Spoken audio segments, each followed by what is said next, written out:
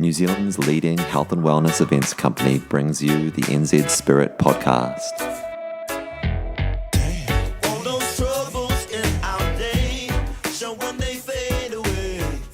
Magic is an illusion, but an illusion means that you're missing something in the story. And if you catch what that illusion is, then all of a sudden you can change and can influence that magic. 100%. Well, we're live right now on Facebook, Bruce. It is such a pleasure to introduce you to the world, to people that maybe don't know you, to introduce you to your already about millions of fans around the world. And it's an honor to have you on the NZ Spirit podcast, and even in New Zealand, coming to New Zealand Spirit Festival this Saturday at 9 a.m. in the morning. Welcome. I was, so happy to be here with you, but I'm also more pleased by the reality of the community that is being represented here, because this is, by definition, of the people that are paying attention to whatever we're going to talk about right now, represent a group that you would refer to as cultural creatives. These are the people that are saying there's another way to live here compared to the standard version, and seeking these, how do we live in a different way? How do we live in harmony and love as a way of life? And the surprise to me basically is coming from a non-spiritual background in hard science, genes and proteins and blah, blah, blah. And then having been a student of the cells that I was watching, that we were working together, they were showing me things. And the most astonishing change in my whole life was when the cells revealed to me the nature that we are spiritual entities playing through a virtual reality suit. And that it's like, I give the analogy of a TV set. Okay, you're watching, Franko, you're watching the Bruce show on this TV right here. Yeah. I said, is the show inside the TV? I said, no, the show is a broadcast being received by the TV. And this is quantum physics now at this point. But it says that basically what makes us different from each other. And the answer is, well, on the surfaces of our cells, there are protein-like antennas. The receptors. A large number of them are called self-receptors, which I thought, well, that's an appropriate name, even though that wasn't the intention when given the name. Yeah. And I said, why is it relevant? I say, no two people share this set of receptors. And I said, well, how do you know about this? And I said, well, that's when I was understanding the nature of how cells are working. One of the most important simple facts is this: we cannot exchange cells with each other. Can't change organs with each other. I say, why not? And the answer is because the immune system will look at the transplanted cells or organs and go, that's not self. And I go, what happens then? Of course, the immune system says, boom, out of here. Why? You can't have two different drummers in the same band here at this point, and so if gets you messy. Put the cells in, you're also taking in part of their spiritual essence, because the transported cells still have the receptors downloading the original person. And so the immune system says, no, you can't have two voices in here, gets rid of one. So everyone is different in this regard. And I say, well, it's based on these receptors. I go, yeah, because if you take them off, the cell is generic. You could put it into anybody. It would never be rejected because it's a human cell, muscle, bone, skin, whatever. That's not antagonistic to the immune system. But if it's Bruce's muscle cell, Franko muscle cell, and it's not you, the immune system. Okay, so when I started to recognize the connection and with the physics of it, I said, oh my God, I can't die. I'm not even in here. So when did you realize that connection? Or what was the journey from the start of sort of not knowing that to just realizing that, I guess spirit is the juice, that is the invisible thing that flows through us, that separates us from each other, that makes us separate, but it also unites us, but it makes us work, it wakes us up. Well, this was look, I started off in my scientific career teaching about genetic determinism, which is what most people are still believing, that genes determine the character of their lives.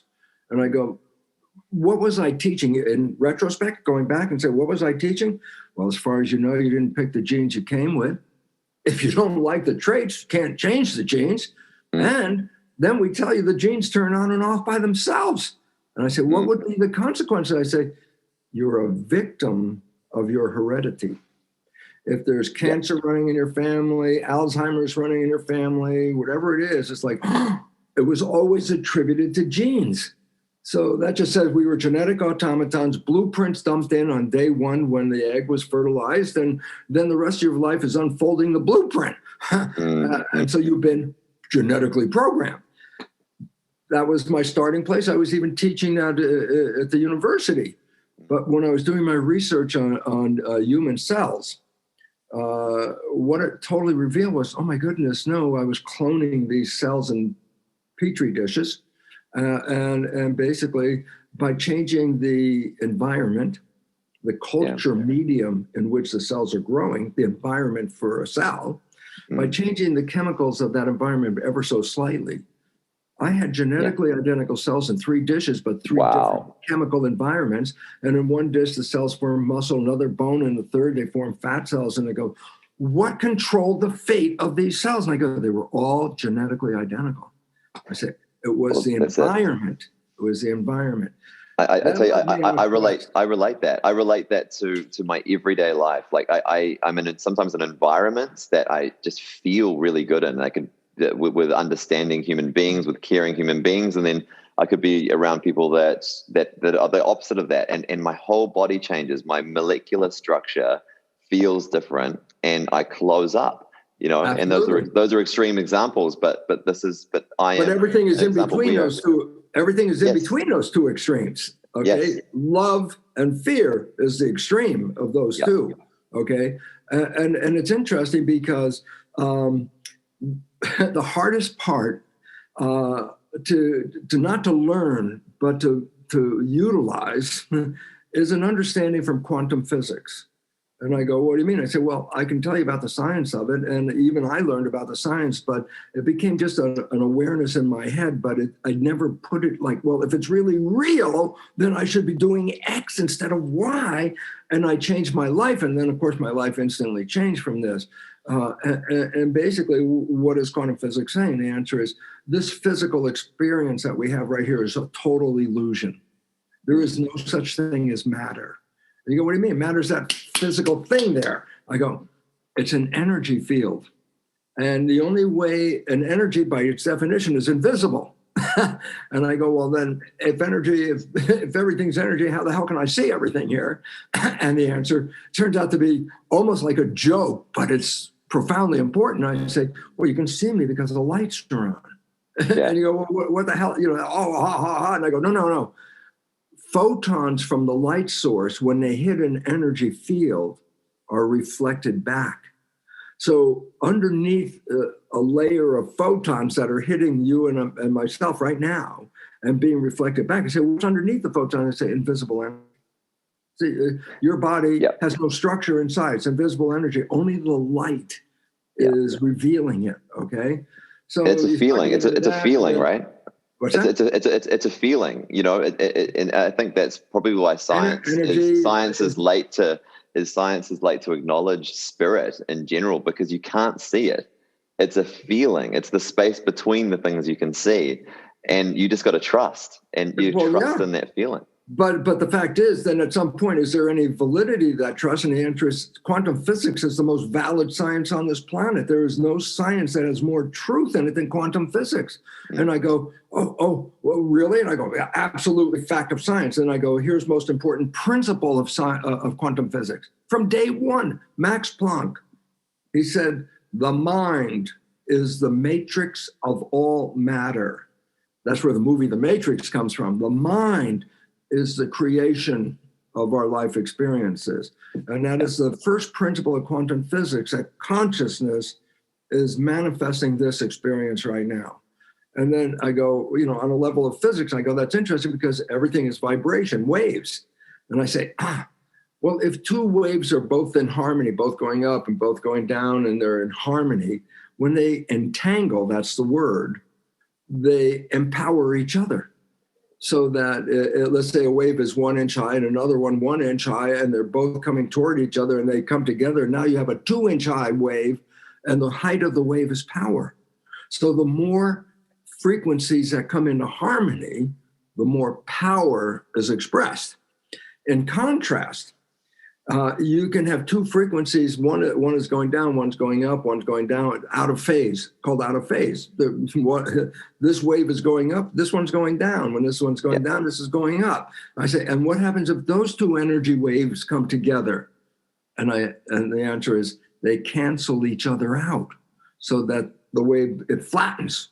So I go, oh my God, that's two extremes. I say, in one extreme, if the vibrations are in harmony with you, it's called good vibes. Yeah. Because it's harmony. Energy is life. Energy is life. You have more energy. We are batteries. You have more life. And how much energy does a human body have in it? What are we? We're batteries, right? We're energetic. Interesting. Exactly right, Franko. Because the word cell was misnamed from day one, because this guy Robert Hooke was looking at a plant tissue, cork. But you just see the cellulose walls, but the cells are dead. But all he saw is all these repetitious cellulose walls making up the structure. And he looked at they're like empty rooms. Well, in Latin, an empty room is a cell. So he called it a cell. The only problem was there were no cells in there. He was just looking at the cellulose border that used to be the outside of the cell. So it was misnamed. And then the joke part is, but in today's world, cell has another definition that is even more accurate than the quirky thing there. And I go, what was that? It's called a battery. A cell is a battery, a flashlight cell, a wet cell, a dry cell. And I go, oh, cell and battery. And I go, and that's the beautiful part about it. And I say, what? A living cell is actually a battery, because inside, under the membrane, the skin of the cell, it's a negative. If you put an electrode, it's negative. If you put an electron on the outside, it's positive. So I go, oh, when you separate positive and negative, you generate a battery, because if you open the door between them, the energy is going to flow in and out. So I say every living cell is a battery, because it has a negative inside and a positive outside, which is a drive force. And it's been estimated there's volts and power. Power is amplitude. Volts is a number of electron thingy. Okay, so what's the point? Yep. The cells have a voltage. Every cell has a volt. It might be just less than a volt. Might be just, let's just say 1 volt, which is probably more.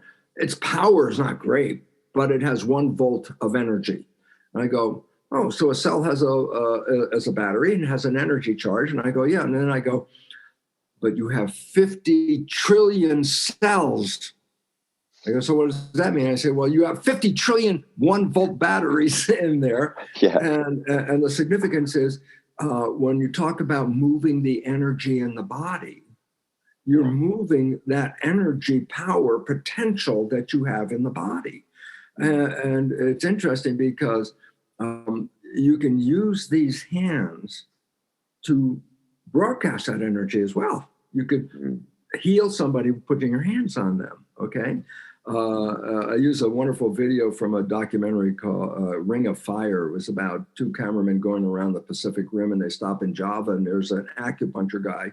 And not only does he put the needles in, but he uses his hand as a voltage injector.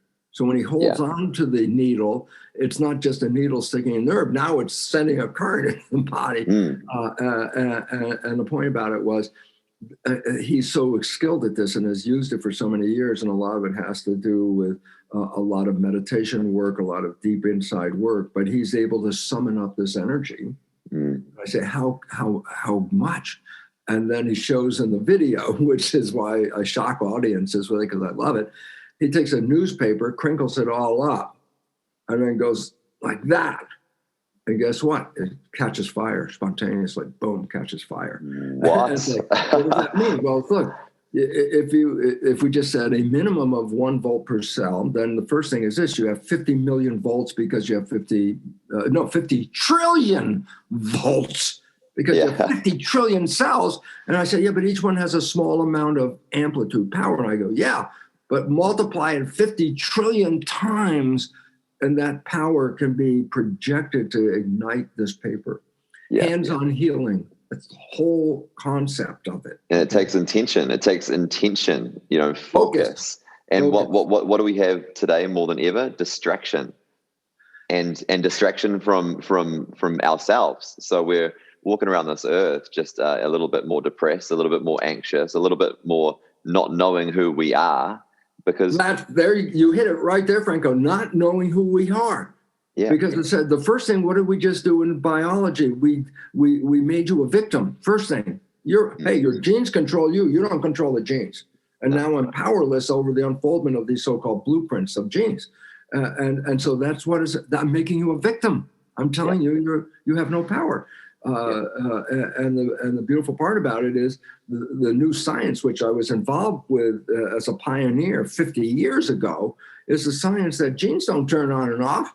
Genes are controlled by the environment or our perception of the environment. And I say, why is that relevant? First story, the one everybody learned, victim of genes. Second story, master of genes. We are masters of our genetics, but we don't believe it. And that's where the biggest problem comes from, because then I'm a victim. I say, well, the function of this brain is to manifest your vision. And if you say I'm a victim, then you're a victim. Henry Ford, the guy in Ford Motor Company, most people have heard the quote, but it's like simple and direct. The quote Henry Ford said was, whether you believe you can or whether you believe you can't, you're right. Yes. Unbelievable that you said that. My dad has told me that quote since I was a little boy.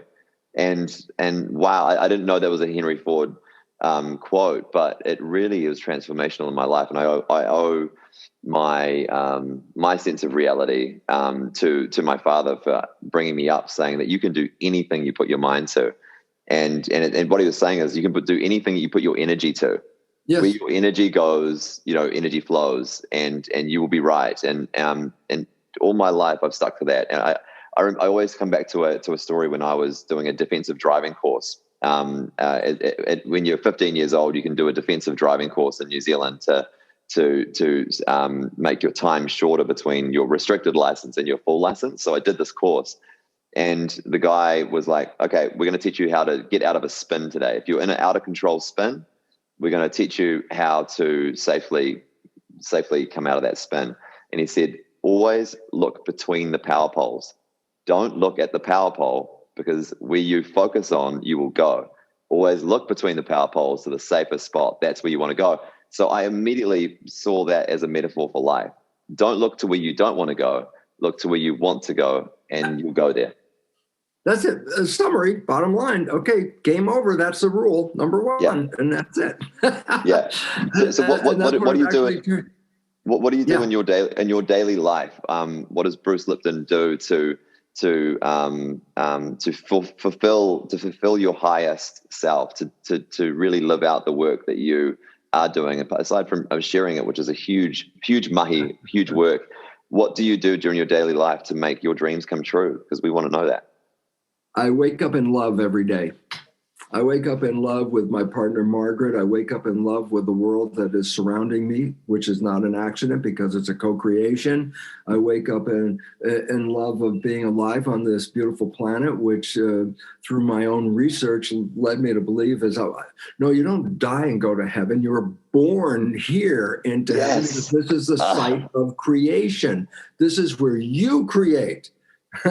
And then you look around and people go, geez, I wouldn't have created this mess. And I say, well, there's where the problem, the crux of the problem. Are you creating from your wishes and desires?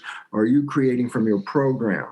And the answer is 95% of it is all programmed. So it's very difficult to manifest wishes and desires. Yeah, programs and what are programs? The TV stations. That was what we call them, programs. And I guess the newspaper when you pick that up, and we believe it all. I mean, we literally tend to even believe obvious fictional things like like superhero movies and like lots of death scenes and like how you get that feeling when you come out of a movie like I can do that too. and that may not be a good thing. When Arnold Schwarzenegger's blowing up a car or something, it's like, well, that goes in, and then suddenly a little one of those little 4 trillion cells or whatever it is, goes, I could do that too, maybe, and so you're switching that part of you on. So once again, it's environment, right? So if you surround yourself with love, with really healthy, vibrant, truthful things, then you're only going to emanate that back. But if you surround yourself with, violence and, foul speaking and whatever it is, that is bad vibes, then that's what's going to come out. So really change your environment. What would be something that an advice that you'd give people that are struggling just with their mental health right now? Well, the most important thing is a simple reality, but it's hard to take, it's like easy to say, but it's not as easy for a lot of people to adopt. And that is simply this: quantum physics is accurate, and it says that your consciousness is creating this experience. If you don't like this experience, then the options you have to change the consciousness, okay? And when you change that consciousness, your life will manifest something totally different. So what I talk about, one of my books is called The Honeymoon Effect. And I go, well, what's the significance? I say, well, look at it this way. For most people, not for all people, but for a lot of people, their life might be blah, blah, blah, blah, blah, blah. And then on this day, they meet someone, a love, that they all of a sudden go, oh, love, like that. And I go, and then guess what? It was blah, blah, blah, blah, blah. They meet them on this day, but guess what? The next day is heaven on earth, heaven on earth, heaven on earth. Yeah. I go, what's that called? Honeymoon. What is the honeymoon? Life is beautiful. The food's beautiful. The music's beautiful. Everything is wonderful. I love even a crummy job. I love my life. And then that ultimately disappears. And I go, this honeymoon, a manifestation of heaven on earth for those people, was not an accident. It was a co-creation with science has now recognized that love, falling in love like that, is one of the things that's the equivalent of the red pill in the Matrix. In the movie The Matrix, everyone is programmed. I go, that's a fact of biology. You didn't get here without programming. Everybody got programmed first 7 years. And I go, but the program came from other people. Don't answer your wishes and your desires. That's their issues. And if they have a problem, guess what? You just got downloaded with their problem too.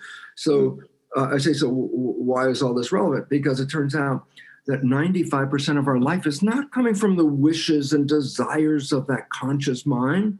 95 is coming from the program that you got from other people. So the point, are you living your life, or are you living the life you have been programmed to live by other people? And I go, so basically the Matrix is real. Yeah, everybody got programmed. You had to have it, okay? And I'll talk about it this weekend.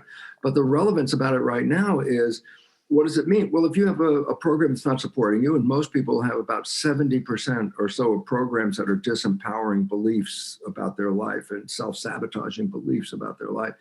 I go, so why is this relevant? I said, well, most people are creating from programs that they didn't put in there, and they're defective to begin with. But they don't see this because it's called subconscious. It happens below your consciousness. And I go, so why is it relevant? I go, because if most of these patterns are not supporting you, as most are, then life is a struggle. Yeah. Because you're operating from this program every day like a computer, boom, boom, boom, you're operating from that computer, and you can't see that you're involved with the program. Okay, I got to use this. I'll use it again this weekend because it's only been 30 years using the same story. So I know this story really well. I can even do it blindfolded. Here's the story is you have a friend, you know your friend's behavior very well, and you happen to know your friend's parent. And one day you see your friend has some of the same behavior as the parent. So you offer, hey, Bill, you're just like your dad. And I say, back away from Bill. The first thing Bill is going to say, how the hell can you compare me to my dad? I'm nothing like my dad. And everyone starts to laugh. Why? Because they have personal experience. I said, that's the most profound story in the world. I go, why? I said, everybody else can see that Bill behaves like his dad. Who doesn't see it? Bill. Explanation. He's operating from the subconscious 95% of the day. The subconscious was programmed by his father. And when he's playing, these are programs, just behaviors. And I said, but how come he can't see it? And I say, you want to know the reason why 95% of the day only comes from the program and not from the creative conscious? It's because the conscious mind can do either of two things. It could look at the world and drive through. It's like I talk about the conscious has its hands on the wheel, driving this biological vehicle toward wishes and desires. I go, yeah, that's the conscious mind. I see what I want. And I go, so what? And I go, but the conscious mind can think. I go, so what? Well, thinking, you stop looking out the window because a thought is not outside, a thought is inside. So, Franco, if you don't have right in front of you your diary of what you're doing, and I say, hey, tell me what you're doing on, Friday. And it's not right in front of you, but guess what? In a moment, you'll think and go, oh, yeah, Friday, I'm going to do. And I go, so what? Well, when you started thinking, you stopped paying attention to what was outside. Because thinking, you had to redirect consciousness, not looking out, but now looking in, because that's where thoughts are. So how much of thinking time? 95% of the day. That means 95% of the day you are not observing the world you're participating in, because you're on automatic. The programs are autopilot. If I'm driving the car, I didn't have to, like the first day I got in the car, and pay all my attention to the windows, the mirrors, the gauges, and the blah, blah, blah. I get in the car, put the key in, and I'm thinking about where I'm going and what I'm doing. Yeah. And I go, yeah. Then I said, it's hard to wake up. Who's driving the car when you're not paying attention? I go, subconscious knows how to drive the car. It's it. So the moment you're not paying attention. But then to give the story of Bill, here's a simple one. Almost everybody out here has been in a vehicle, driving a vehicle, and has somebody in the passenger seat, and you get involved in a discussion. Oh, it's a great discussion, blah, blah, blah, blah, blah, blah. And then you look out the window and go, I haven't paid attention to oh man, I missed the exit. I haven't paid attention. What the hell's going on? I say, did you crash? No. Are you going the right speed? Yeah. Are you in the lane? Yeah. I go, well, obviously the car is being driven. And so now I ask two of the most important questions about that incident. Question number one, what were you talking about with your partner? And you go, oh, we talked about this and this and this and this. And I go, great. Question number two, what was going on the road when you were talking? What was happening on the traffic? What was going on when you were driving for that last 5 minutes? And the answer is, I don't know. I didn't see it. That's Bill. Basically, when he's thinking, he's playing the program. But when he's playing the program, he's not simultaneously observing the program. And I go, so why is it relevant? Because we are all Bill. We are all every day playing 95% behaviors from programs acquired during the developmental period from other people with a vision of consciousness of what you want. But when you're thinking about what you want, you're not looking out the window, and the program is taking over. So we are all Bill. We're always doing this. And if people understood this as a fact, and to distinguish the actions of people as, did it come from their creative wishes and spiritual connected mind, or did it come from a program? And it's hard to wake up. It's hard to wake up from that. It's hard to wake up from something that you don't know you need to wake up from. And this is where until something terrible happens. Normally, we tend to only wake up until we're massively depressed, had an accident, had a breakup, COVID, whatever it is, a disaster has to happen for us to wake up and go, I'm desperate now. What else is there? Because this isn't working. Yeah. And so the idea about it is this. We get to the bottom and then it's like, okay, nothing's working. There's got to be something else going on. But here's the problem summed up in a simpler way. When I talk about the honeymoon effect, I said, look, when the couples first come together, guess what? Man, they're creating only from wishes and desires, both of them from conscious mind. And what science has found out, when you fall in love like that, it's like the red pill. Why? You stop thinking. You stay mindful. What does that mean? I go, well, this person, I waited my whole life for this person to be there. Now they're there. What the hell I want to waste my time thinking? I want to be here with this person. So you stop thinking and live in the present moment. I go, well, when living in the present moment, then all behavior is now controlled by the wishes and desires of the conscious mind. But then I say, well, what happens? I say, oh, at some point, life starts to interfere. I go, what do you mean? I go, well, you got responsibilities, you got jobs to do, you got, chores, you got to do this, you got to do that. You start thinking. And I say, so what happens? Oh, the moment you start thinking, no longer are you working with just the conscious mind. Now the subconscious mind kicks in. I go, how are those programs? I go, pretty crappy, most of them. And I go, so why is that relevant? Because your partner has never seen these programs. They never played. But now they start to show up. And your partner looks at you in the famous phrase, who are you? Where did that come from? Yeah. And then I go, put yourself into Bill's position at this moment. You just said some BS to your partner, and they come back and say, what kind of behavior is that? And you're going, well, you weren't there. You just said the damn words. You don't even know what you said. And basically, I say, what is the consequence? And I say, it elicits your partner's programs.